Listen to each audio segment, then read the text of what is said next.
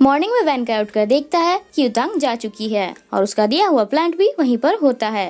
युतांग को भी बैग्स के साथ फ्लाइट में जाते हुए दिखाते हैं। ऑफिस में सब लोग वैनकाय के बारे में गलत बोलते रहते हैं कि इसकी वजह से कंपनी बंद होने वाली है। वैनकाय सबकी बातें सुनता रहता है पर कुछ नहीं बोलता। टीम 3 भी ऑफिस आते हुए एम्प्लॉयज की बातें सुन लेती है। चीफ उनसे कहती है कि क्या तुम लोगों ने कभी सीईओ को किसी करप्शन में एंगेज होते हुए देखा है, और जियांग से कहती है कि इनके नेम्स नोट कर लो, जब सीईओ इनोसेंट प्रूफ हो जाएंगे तो हम इनकी रिपोर्ट कर देंगे। चैन्यू कहता है कि क्या सीईओ ठीक होंगे। जिया कहती है कि मुझे सीईओ पर ट्रस्ट है। ऑफिस में कॉन्ट्रैक्टर वैनकाय से कहते हैं कि हमारा कोलैबोरेशन कंटिन्यू रहेगा या नहीं, ये पता तभी चलेगा जब तुम बोर्ड मेंबर्स को सब कुछ एक्सप्लेन कर दोगे। वैनकाय सोचता रहता है, तभी एमी भी आकर अपना रेजिग्नेशन लेटर दे देती है और सॉरी बोलती है। वैनकाय स्माइल करता है और कहता है कि तुम जा सकती हो। यीजू को पता चलता है कि युतांग ने म्यूज छोड़ दिया है। वैंडी बताती है कि मैंने उस दिन के बाद से युतांग को कहीं नहीं देखा। फ्लैशबैक में दिखाते हैं कि जब युतांग और वैनकाय साथ में पिक्चर्स ले रहे थे तब वैंडी भी छुपकर उन पर नजर रख रही थी। यीजू कहता है कि उसने मुझे चूज नहीं किया। आयशा कहती है कि तुम्हारे कहने पर युतांग ने म्यूज और जीवन गाय दोनों को छोड़ दिया है, क्या तुम अपना प्रॉमिस पूरा करोगे।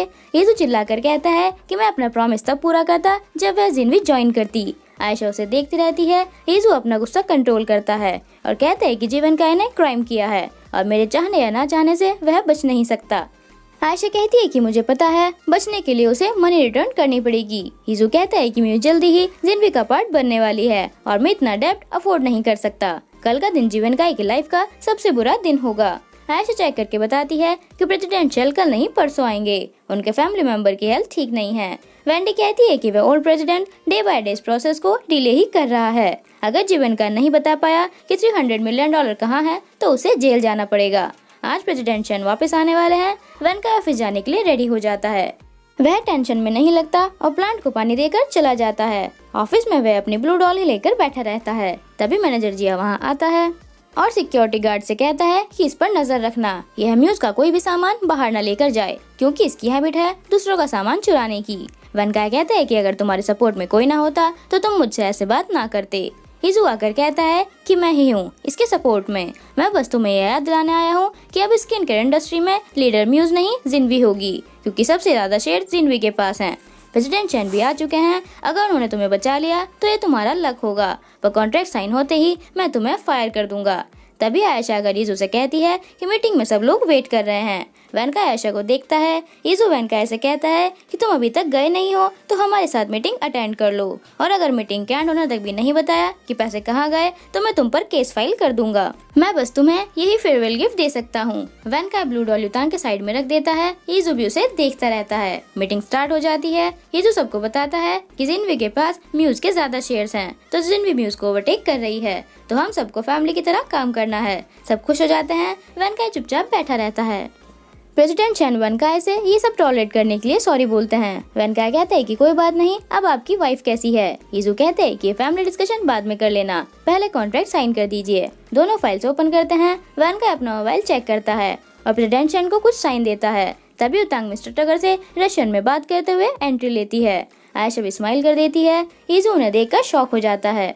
युतांग मिस्टर टगर को रशियन में ही बताती है कि म्यूज और जिनवी की मीटिंग चल रही है, सब आपका ही वेट कर रहे थे। वैनकाय स्माइल करता रहता है। मिस्टर टगर आयशा से कहते हैं कि दोबारा मिलकर अच्छा लगा। आयशा कहती है कि मैं इस बार भी आपको ताइवान की डिलीशियस डिश खिलाने रेस्टोरेंट लेकर जाऊंगी। यीजू उनकी बातें सुनता रहता है और कहता है कि तुम किस बारे में बातें कर रहे हो, और आयशा से पूछता है कि ये सब क्या हो रहा है। युतांग उसे बताती है कि मिस्टर टगर भी कॉन्ट्रैक्ट साइन करने आए हैं और म्यूज के साथ कोलैबोरेट कर रहे हैं। मिस्टर टगर यीजू से कहते हैं कि मैं म्यूज डीडी के बिहाफ पर साइन करने आया हूँ। युतांग बताती है कि म्यूज, जिनवी और म्यूज डीडी कोलैबोरेट कर रहे हैं और तीनों कंपनीज की कंट्रोलिंग पावर म्यूज डीडी के पास है। अब म्यूज का ओनर जिनवी नहीं म्यूज डीडी है। यीजू पूछता है कि म्यूज डीडी क्या है और आयशा को देखता है। वैनकाय उसे बताता है कि म्यूज डीडी एक जॉइंट कंपनी है जो मैंने और मिस्टर टगर ने साथ मिलकर सिंगापुर में बनाई है। युतांग बताती है कि जब न्यू मिमी की वजह से म्यूज और जिनवी के स्टॉक्स गिर रहे थे तो म्यूज डीडी ने अच्छी क्वांटिटी में दोनों कंपनीज के स्टॉक्स खरीद लिए थे, तो अब दोनों कंपनीज की सबसे बड़ी शेयर होल्डर म्यूज डीडी है। वैनकाय कहता है कि म्यूज और जिनवी अब भी एक हो रही हैं, पर फ्यूचर में जिनवी के डिसीजन कंट्रोल करने की पावर भी हमारे पास है। यीजू कहता है कि तो तुम्हारे $300 मिलियन। आयशा उसकी बात पूरी करती है और कहती है कि $300 मिलियन म्यूज डीडी को बनाने में इन्वेस्ट किए गए हैं और प्रेसिडेंट चैन को भी इस बारे में पहले ही पता था। यीजू कहता है कि क्या तुम्हें भी इस बारे में पता था? आयशा हाँ कर देती है। यीजू कहता है कि तुमने मुझे क्यों नहीं बताया?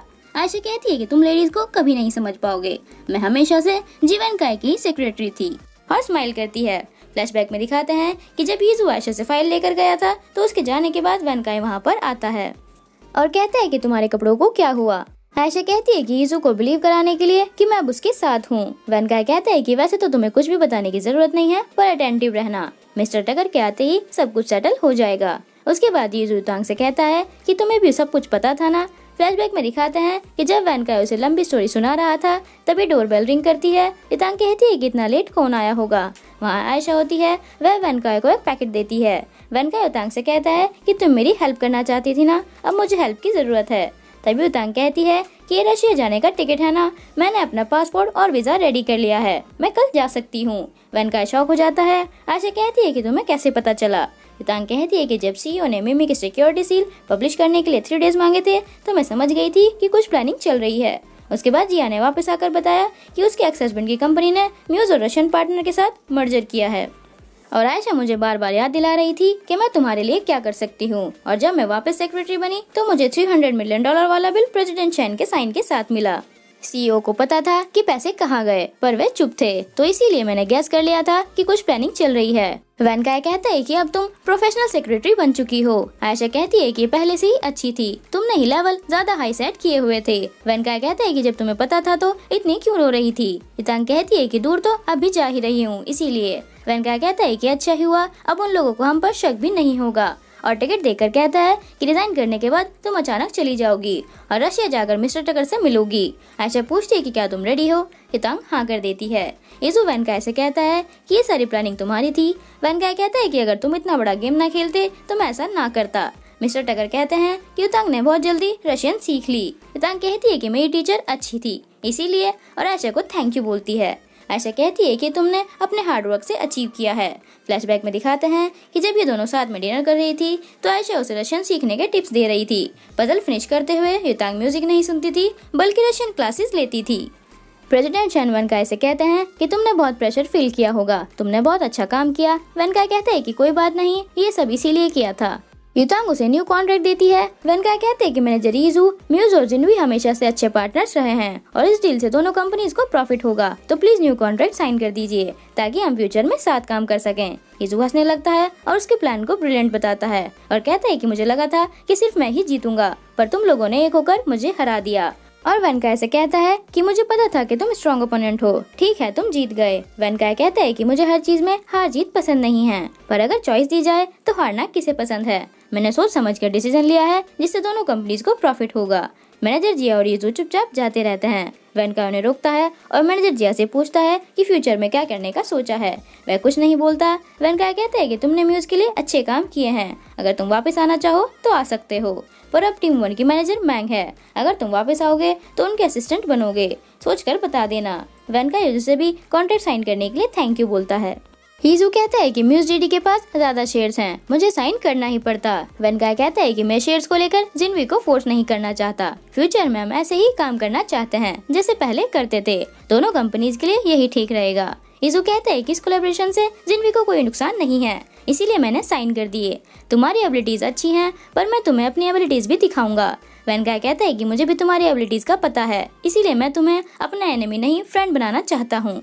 यीजू स्माइल कर देता है। अब ये दोनों फ्रेंड्स बन गए। टीम 3 वैनकाय को स्मार्ट बताती है। लियांग कहता है कि थैंक गॉड ये सब प्लानिंग थी। चीफ कहती है कि हमें पता लगा आयशा ने सच में धोखा दे दिया। वैनकाय कहता है कि म्यूज में एंट्री लेते ही मुझे पता चल गया था कि टीम 1 और 2 जिनवी से कॉन्ट्रैक्ट कर रही हैं। आयशा बताती है कि सीईओ ने मिस्टर टगर से भी कंफर्म किया था कि यीजू बार बार उन्हें अपना अलग ब्रांड बनाने के लिए मना रहा था।